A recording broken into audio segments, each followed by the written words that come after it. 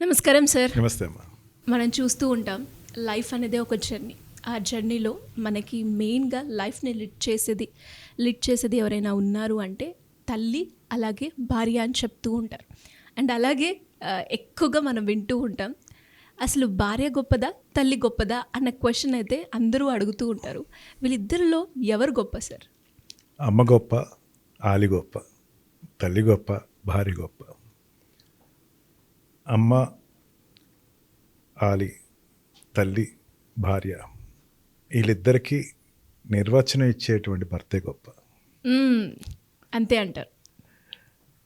భర్త తోటి వచ్చేవాళ్ళే తల్లి కానీ భార్య కానీ. భార్య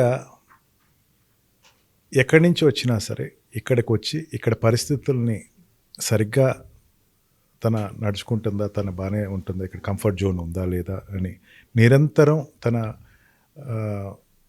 వెరిఫై చేసుకుంటూ నడుపుతున్నటువంటి కుటుంబాన్ని నడుపుతున్నటువంటి భర్తే గొప్ప. తల్లికి ఏమైనా అవమానాలు జరుగుతున్నాయా, లేకపోతే తల్లికి ఏదైనా సరే లోటు జరుగుతుందా ఇంట్లో అని ఎప్పుడు కూడా తల్లిని భారీ చాటుగా కనుక్కునేటువంటి భర్తే గొప్ప. భార్య భర్తలు ఎవరైతే ఉన్నారో వారిద్దరి రోలుని తన చాలా స్పష్టమైనటువంటి నిర్దేశంతో వచ్చి కూర్చుని తల్లిని సలహాదారు కింద మా ఇద్దరికి ఏదైనా సమస్య వస్తే నువ్వే పరిష్కరించాలి అని దేవతలా కూర్చోబెట్టేటువంటి భర్త ఎప్పుడు గొప్ప. మన ఇంట్లో ఒక దేవాలయం ఉంటుంది, మా ఇంట్లో ఒక చిన్న మందిరం ఉంటుంది. ఆ మందిరంలో ఉండేటువంటి దేవతామూర్తులు ఇచ్చేటువంటి పాత్రకి తల్లికి ఇచ్చేస్తాడు భర్త. ఎప్పుడు మనం వెళ్తాం మందిరానికి, ఎప్పుడు వెళ్తాం ఏదైనా రోజు పొద్దున చేసుకునే పూజ అప్పుడు కానీ ఏదైనా కష్టాలు వస్తే దానికి అక్కడికి చెల్లి చెప్పుకుంటానికి దానికి మందిరానికి ఎట్లా చెప్పుకుంటామో తల్లిని దేవతగా ఆ పాత్రలో కూర్చోబెట్టి తన ఏదైనా సమస్య వస్తే నువ్వు నాకు సలహా చెప్పాలమ్మా అని చెప్పి దేవతలా నుంచోబెట్టి ఇల్లునందరినీ పర్యవేక్షించు, నువ్వు ఇంట్లో జరుగుతున్న వ్యవహారాలని పర్యవేక్షించు, ఎక్కడైనా లోటుపాట్లు జరుగుతూ ఉంటే నువ్వు కరెక్ట్ చేయి అని ఒక రోల్లో కూర్చోబెట్టి ఆ రోలు నడుస్తుందా లేదా అని తను ఎప్పుడు క్రాస్ చెక్ చేసుకుని నడుస్తున్నటువంటి భర్త ఎప్పుడు గొప్ప. ఇప్పుడు ఒక్కొక్కసారి నా పాత్రను వదిలేసి వచ్చేస్తాను అంటే, లేదమ్మా నువ్వు నా పాత్రను వదలటం లేదు, నువ్వు అట్లే ఉండాలి అని చెప్పేసి మనకి నిర్దిష్టమైనటువంటి అనేకమైన సందర్భాలు మనం చెప్పుకోవచ్చు. రామాయణ మహాభారత ఇతిహాసాల్లో చెప్పాలంటే ఈ అరణ్యవాసానికి ముందు అరణ్యవాసంలో దశరథ మహారాజు కైకేయి కోరిక మేరకు రాముడికి 14 సంవత్సరాల అరణ్యవాసం ఇవ్వాలి అని చెప్పిన తర్వాత కైకేయి వచ్చి రాముడితో చెప్తుంది ఏమని, నువ్వు 14 సంవత్సరాల అరణ్యవాసం వెళ్ళాలి, ఇది నీ తండ్రి దశరథ మహారాజు నీకు ఇచ్చినటువంటి ఒక ఆదేశం అని చెప్తే వెంటనే ఇంటికి వచ్చి కౌసల్యాదేవి కాళ్ళదానం పెడతాడు. పట్టాభిషేకానికి వెళ్తున్నాడేమో కాళ్ళదానం పెట్టుకుంటాడు అనుకుంది కానీ తల్లి, లేదమ్మా నేను అరణ్యవాసానికి వెళ్తున్నాను, నాకు తండ్రి ఇట్లా చెప్పాడు అని చెప్పేసరికి అట్లా చెప్తాడు. దుర్మార్గుడైనటువంటి తన భర్త, నేను రాను, అతను వదిలేసేసి నీతోటే వస్తాను, నేను ఇక్కడ ఉండను అని చెప్పేసి చెప్తే వెంటనే రాముడు ఏమంటాడంటే, అమ్మా నువ్వు రాకూడదు నాతోటి, నువ్వు 600 సంవత్సరాల వయసు ఉన్నటువంటి అంటే పెద్ద వయసు ఉన్నటువంటి తండ్రితోటి నువ్వు ఉండాలి, నువ్వు నాతోటి రాకూడదు. నీ అవసరం నీ భర్తకి చాలా ఉంది, నీ అవసరం నాకు పెద్దంత లేదు, నాకు అరణ్యవాసంలో నేను చూసుకోగలను అంటే, లేదా నాన్న నాకు ఇక్కడ అవమానాలు జరుగుతాయంటే, ఎటువంటి అవమానాలు జరిగినా సరే నీ స్థానం ఇదే, నువ్వు ఇక్కడి నుంచి రాకూడదు, ఇది భారతీయత. ఎటువంటి బాధలు వచ్చినా సరే భార్య భర్తని వదిలేసి రాకూడదు అని చెప్పి రాముడు చాలా స్పష్టంగా చెప్పాడు. అదే తను బయలుదేరుతుంటే భార్య సీతాదేవి వచ్చి నేను వస్తున్నాను మీతోటి అంటే అన్నాడు, నాతోటి రా అన్నాడు. అంటే భార్యతోటే భర్త అంటే తన ఇంట్లో ఈ మన లీగల్గా చెప్పాలంటే తనకు ఉండేటువంటి మ్యాట్రిమోనియల్ ఫ్యామిలీ లైఫ్ అది ఎప్పుడు కూడా భార్యాభర్త అక్కడ ఉండాల్సినటువంటి వ్యక్తులే తప్ప దాటి బయటికి వెళ్ళాల్సినటువంటి వ్యక్తులు కాదు. ఇదే రకంగా భారతంలో చూసుకున్నా సరే వాళ్ళతో కుంతీదేవి వస్తానా సరే మీరు రాకండి అని చెప్పి 5 పాండవులు చెప్పి ధర్మరాజు అయితే స్పష్టంగా చెప్పేసేసి తనతో పాటు ద్రౌపదిని ఎమ్మట తీసుకెళ్ళిపోయినట్టు వైనం. ఈ రకంగా మనకి భర్త రోల్ ఎప్పుడు కూడా it is a master role. ఈ మాస్టర్ రోల్ ఈక్విలిబ్రియం మెయింటైన్ చేసుకుంటూ హెచ్చు తగ్గులు నడుస్తున్నటువంటి కుటుంబాల్లో కూడా దేన్ని తగ్గించాలో దేన్ని పెంచాలో అన్నది ఎప్పుడు వెరిఫై చేసుకునేటువంటి రోల్ భర్త రోల్. Yes sir. ఈ భర్త రోల్ ఉన్నంతసేపు, భర్త ఈక్విలిబ్రియం మెయింటైన్ చేసినంతసేపు ఇద్దరు ఈక్వలే కానీ ఒకళ్ళు ఎక్కువ ఒకళ్ళు తక్కువ అనేటువంటి ఆ సమస్య రాదు.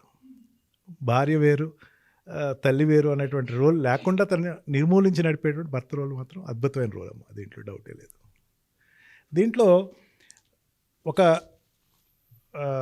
చిన్న వ్యవహారికంగా చెప్పాలంటే కనుక మనకి భార్య, కొత్తగా వచ్చినటువంటి భార్యకి తన తల్లి దగ్గర నుంచి ఎటువంటి బాధలు ఉండవు అని భరోసా ఇచ్చినటువంటి భర్త ఎప్పుడు గొప్ప.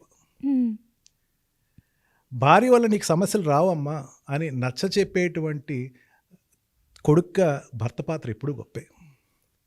నీకు భార్య ఎక్కువ, నాకు భార్య తన దగ్గరికి వచ్చి ఎక్కువ పనులు చెప్తుంది మీ అమ్మగారు అని చెప్పేసినటువంటి కంప్లైంట్ తీసుకొచ్చినటువంటి భార్యకి ఇది మన పనమ్మా, మన పని మనమే చేసుకోవాలా అని నచ్చ చెబుతూ అత్తగారు చెప్పేటువంటి పనులు పెద్ద పనులు కాదని చెప్పేసి చూచాయిగా చెబుతున్నటువంటి భర్త ఎప్పుడు గొప్పవాడే. వెంటనే తల్లి దగ్గరికి వెళ్ళి అమ్మ, ఆ అమ్మాయి పరాయింటి అమ్మాయి కాదు, మన ఇంటి పిల్ల, మన ఇంటికి నమ్ముకుని వచ్చిన పిల్ల, మన ఇంటి కూతురమ్మ, కూతురికి కాస్త చూసుకో అమ్మ అంటే పనులు చెప్పొద్దు, ఎక్కువ పెద్దగా హింసించద్దు అని చెప్పేటువంటి పాత్ర అయినటువంటి భర్త ఎప్పుడు గొప్పేమ్మ.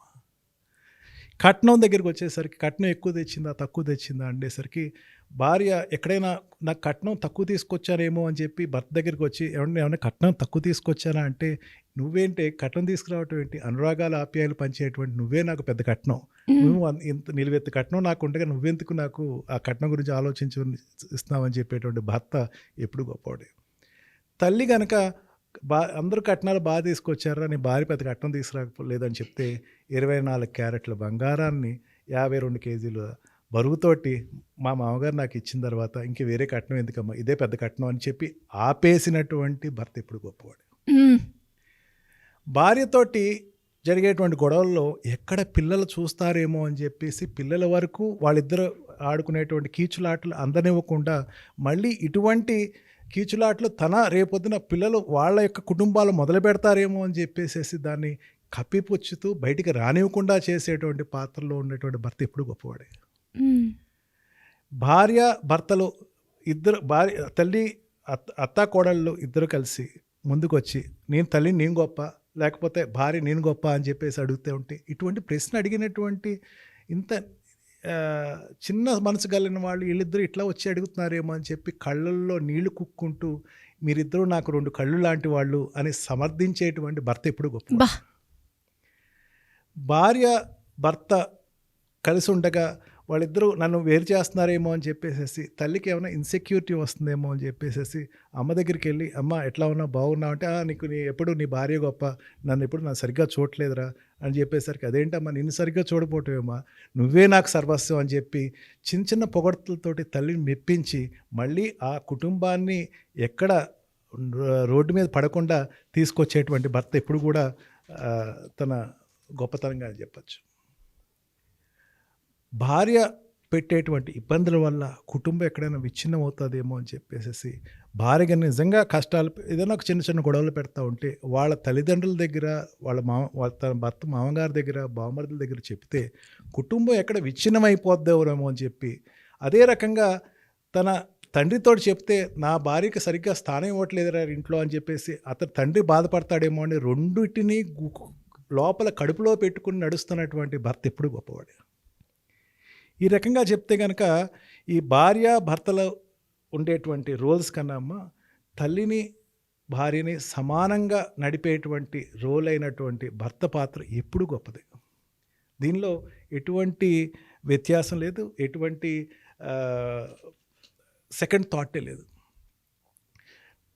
తల్లికి అంత ఎక్కువ మందులు ఖర్చులు పెట్టాలా, అనారోగ్యంగా ఉన్న తల్లికి అంత మందులు ఖర్చులు పెట్టాలా, ఎందుకు అంత ఖర్చు అని చెప్పి ఎప్పుడైనా భార్య అడిగితే, అమ్మో రేపొద్దున నాకు ఈ పరిస్థితి వస్తే కనుక నన్ను సరిగ్గా చూస్తుందా భార్య అని ఉండే అనుమానాన్ని ఎప్పుడూ బయట పెట్టకుండా నడుచుకునేటువంటి భర్త ఎప్పుడు గొప్పవాడు.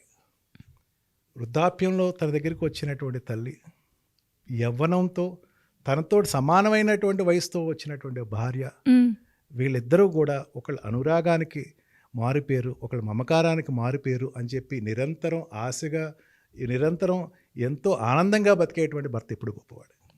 అందుకని భార్య తల్లి కన్నా ఖచ్చితంగా భర్తే గొప్పవాడమ్మా, దీంట్లో ఎటువంటి డౌట్ లేదు. Super sir, super narration. And అలాగే మీరు చెప్పినట్టుగా చాలామందికి కూడా తల్లి గొప్ప, భార్య గొప్ప అంటే నేను గొప్ప అంటూ ఉంటారు. కానీ కాదు, వీళ్ళిద్దరిని హ్యాండిల్ చేస్తున్న భర్తే గొప్ప. అండ్ ఇంత గొప్పగా చెప్పినాక నా నోటి నుంచి నాకు ఎలాంటి మాటలు రావట్లేవు. నాకు కూడా ఒక క్లారిటీ అనేది వచ్చింది, హస్బెండ్ పాత్ర ఇంతలా ఉంటుందా అని. Anyways, great sir, thank you so thank much. You.